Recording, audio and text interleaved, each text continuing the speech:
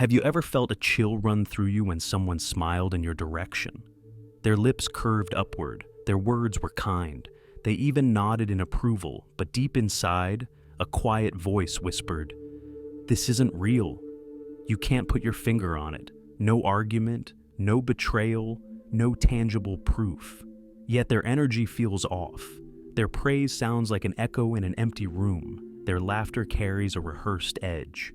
When you share your victories, they hesitate, their applause lagging just a heartbeat too long. This isn't your imagination playing tricks. You're not unraveling. Carl Jung, the profound explorer of the human psyche, called this the shadow, the concealed, unspoken darkness that festers behind polite gestures and hollow compliments. It's where envy, resentment, and secret hatred take root, cloaked in the guise of affection. If you ignore that subtle warning in your gut, you'll pay a heavy toll, emotionally, mentally, and sometimes even physically. Hidden hatred is a slow, insidious poison, draining your spirit while it wraps you in a false embrace. In this deep exploration, I'll reveal 6 chilling signs that someone close to you secretly harbors hatred. Not mere annoyance, but a profound, dangerous animosity that lurks beneath their facade. These signs are elusive, often disguised as care or camaraderie, and most people overlook them until betrayal, manipulation, or heartbreak tears the mask away. Stay with me until the final sign, because the 6th will rewire how you perceive those around you, arming you with a clarity that will protect your peace for years to come. Let's step boldly into the shadows and uncover the truth. "Wow, you're just so perfect, aren't you? Come on, it was just a joke." You've heard this before, haven't you? The words sound playful, delivered with a grin, maybe even a pat on the back. But they slice through you, leaving a wound that lingers. What if those jokes aren't innocent at all? What if they're carefully crafted weapons, aimed at your deepest insecurities? Sarcasm isn't always harmless banter. Sometimes it's a surgical strike, designed to hurt without leaving evidence. They know your vulnerabilities, your appearance, your past mistakes, the fears you've confided in them, and they target them relentlessly while others chuckle along. You feel exposed, cornered, humiliated.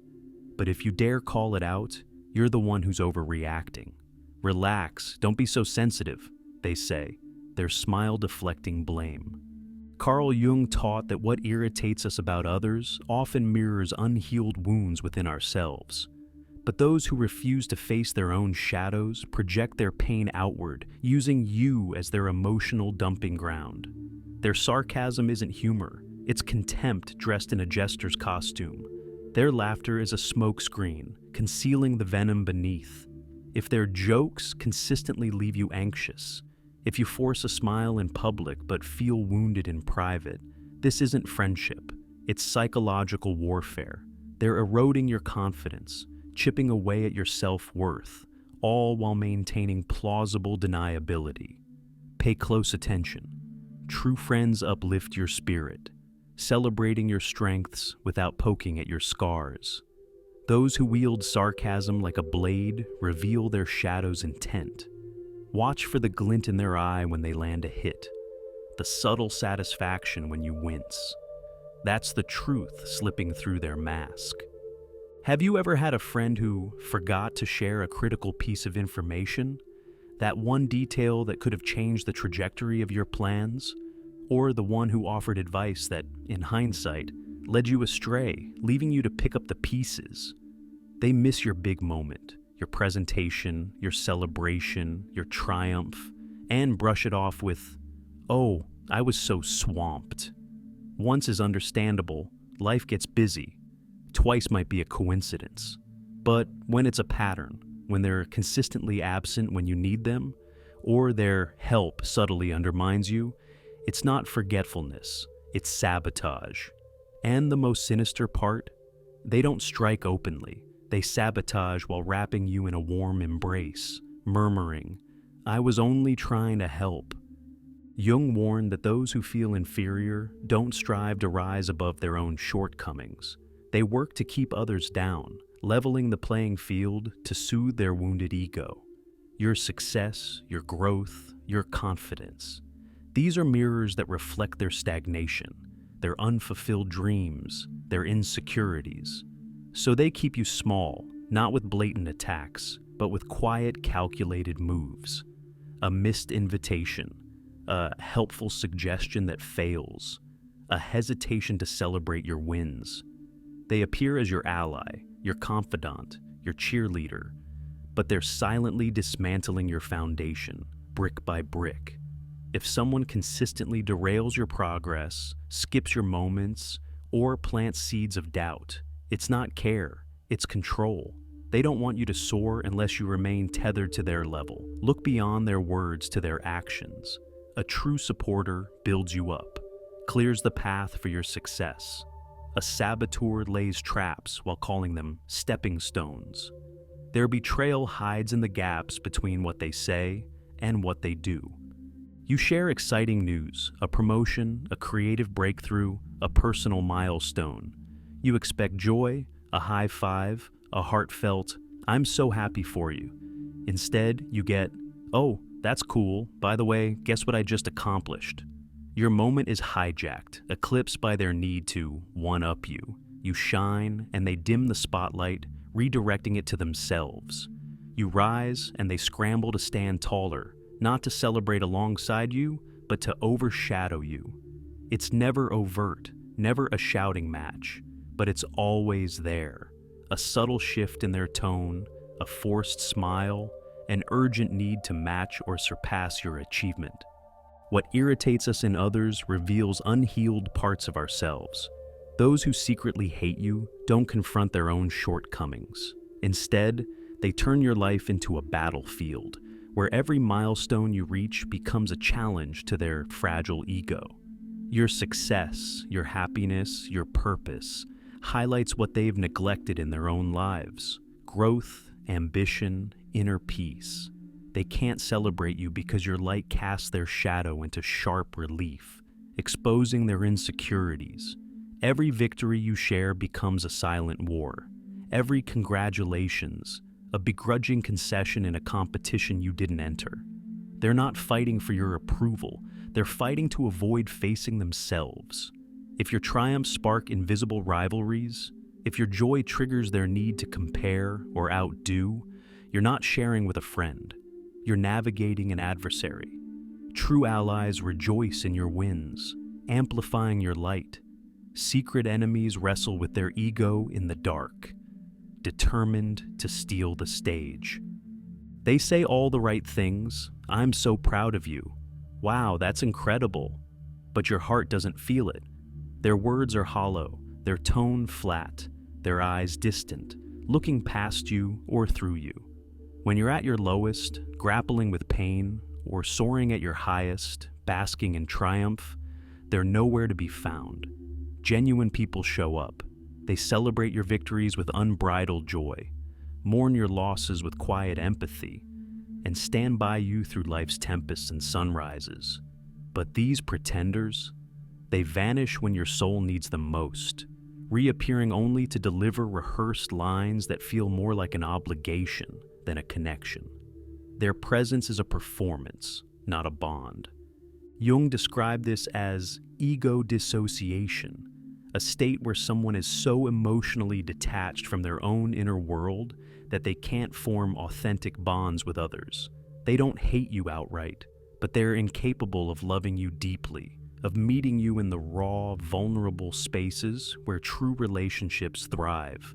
Their kindness is a script, a surface-level act designed to maintain appearances or keep you close without investing their heart.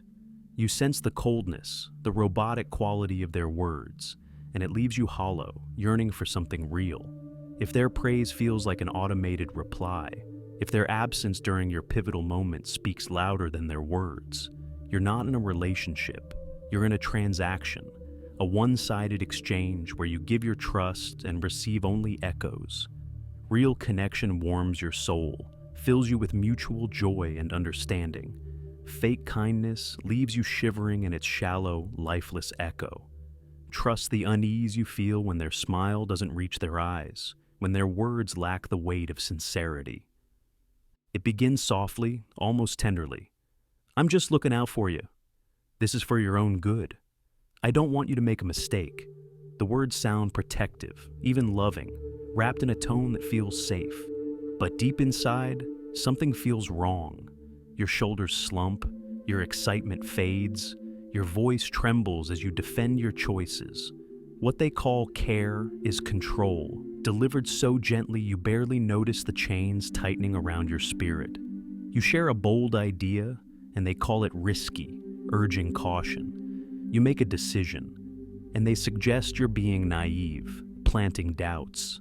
You dream out loud, and they nudge you back to reality, their words cloaked in concern, but heavy with restraint.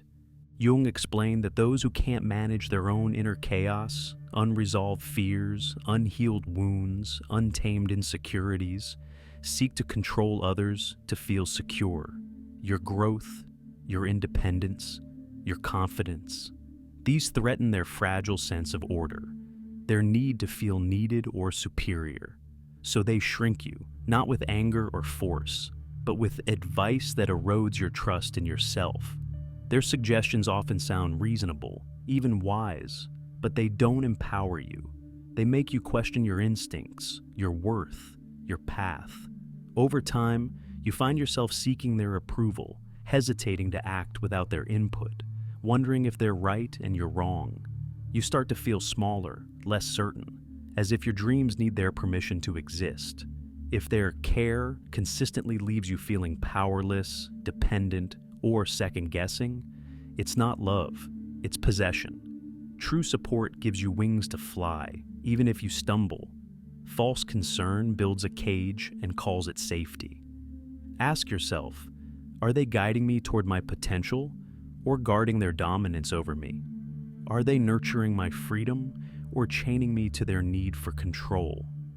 Words can be crafted, polished to perfection. Smiles can be practiced in front of a mirror. Compliments can be memorized, recited like lines in a play. But the body always tells the truth, leaking secrets the mind tries to hide.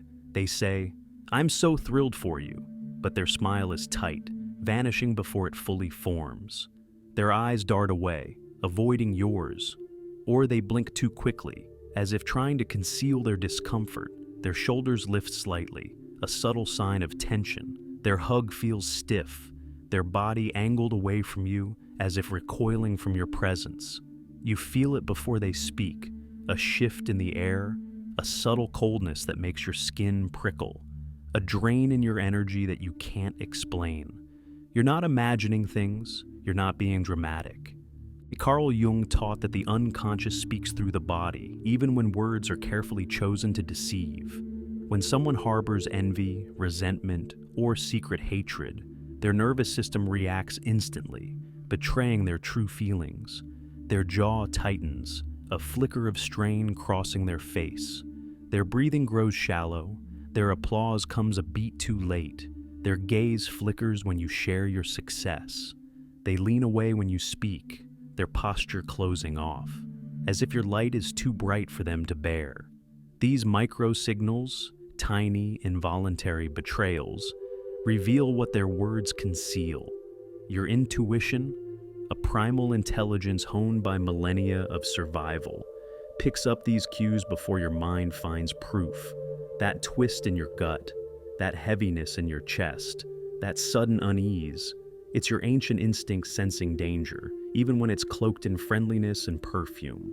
If their words say ally, but their energy screams adversary, trust your body's wisdom. The soul sees what the eyes miss, and your intuition is a compass for navigating a world of masks.